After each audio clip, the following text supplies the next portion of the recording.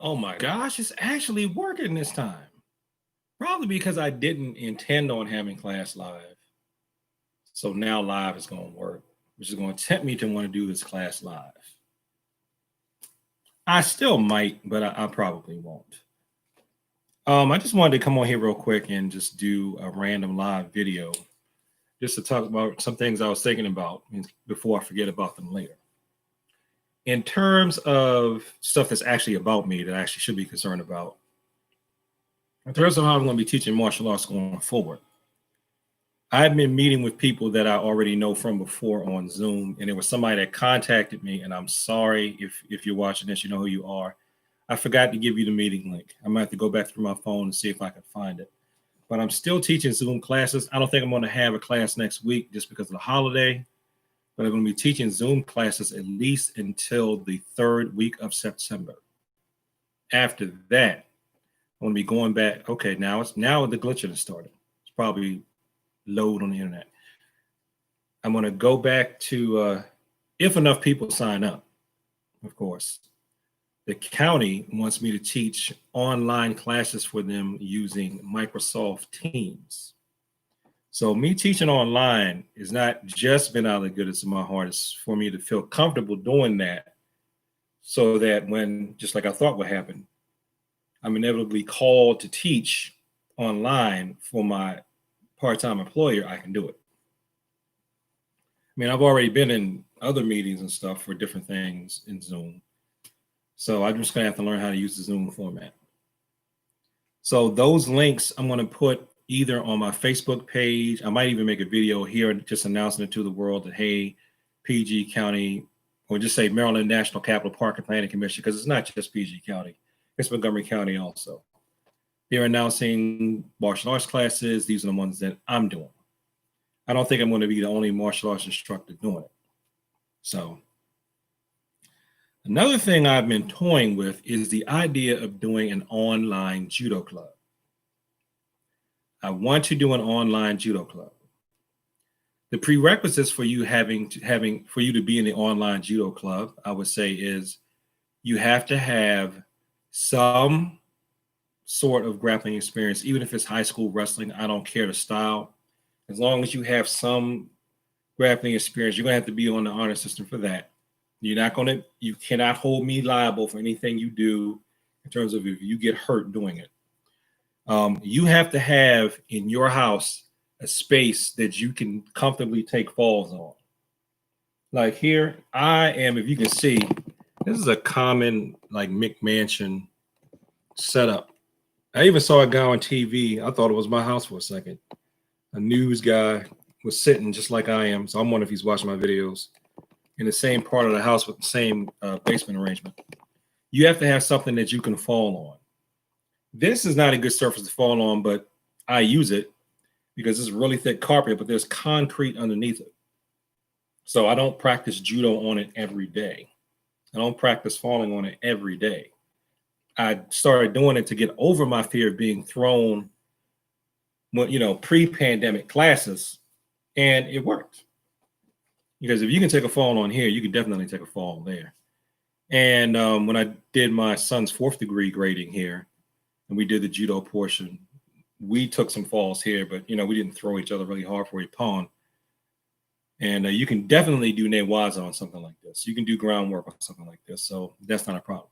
So for the online judo club, you got to have something that you can fall on, and you're going to have a partner. Okay, if you don't have a partner, you're going to have to get a grappling dummy.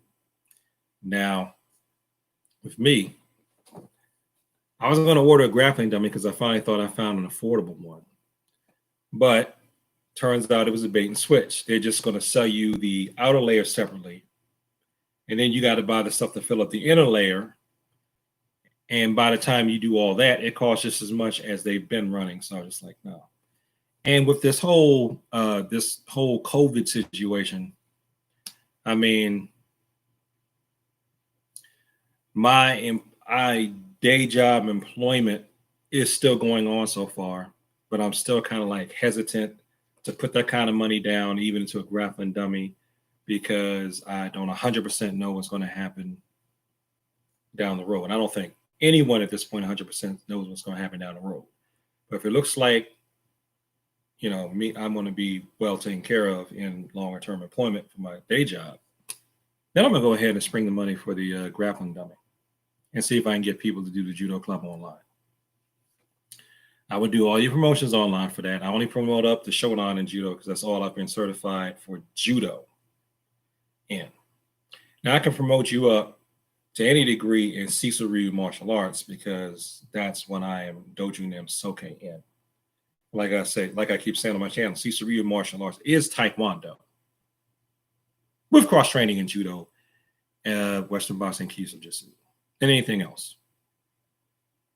So I mean, I know the forms for Taekwondo, and although I can't do 360-degree gymnastic flip kicks or what we call flash kicks, I can't do those. But you never really had to do those for traditional Taekwondo anyway. I can still do the jump kicks. So, and that's why Sisu Ryu Taekwondo also has some exposure to Aikido in it. So I can grade you up in that, but I'd stop at Shodan for judo, which is fine. And honestly, Shodan in anything is enough to keep the legacy going, to keep the martial arts going. We need more Shodans who are willing to teach.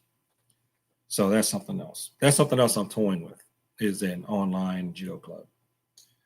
I might even see, I'm going to see how this first thing goes with the county, if that goes well. And if I can get a committed partner for that, aka get my son in on that. And we do that, we could do that through the county. Or if I can get a grappling dummy, I would do that through the county too. That might even be better. But I'd have to tell people when to sign up for it, the prerequisite is you need to have a partner at home that you can do techniques with and or a grappling dummy. So looks like I'm running out of time for class. The main thing I really wanted to get to that I thought I'd get to sooner, but I didn't, is I wanted to, maybe this I guess is going to end up in a video later today. I'm going to talk about why you can't win when you do the no touch argument and why people on both sides of no touch knockouts arguments are technically right. And this is the thing. Even people who are pro no touch knockouts, I've never heard anybody say that they would try to no touch someone in what we call a real fight. It's always been, this is a demonstration of intent using invisible force with the understanding that if I can use this invisible force and even get a woozy reaction on you when you're standing there, if I come at you with that same intent with the invisible force and I'm actually striking you, you're done. You're done. That's what it is. It's and no contact and no touch stuff doesn't work. And now that having been said, and now this is something that people don't believe. If somebody's health is really that poor, you can no touch them. People have died of, I'll give you a perfect example. I scare you, you have a weak heart, you die. That's a perfect non-martial arts example. People have died of fright from being startled, right? It's rare, but it happens anyway. Thanks for watching this video. Like, comment, subscribe. Please share it to people that talk about the martial arts. Now I need to go into my Zoom class for intermediate and advanced. And peace. And as always, thank you for your time.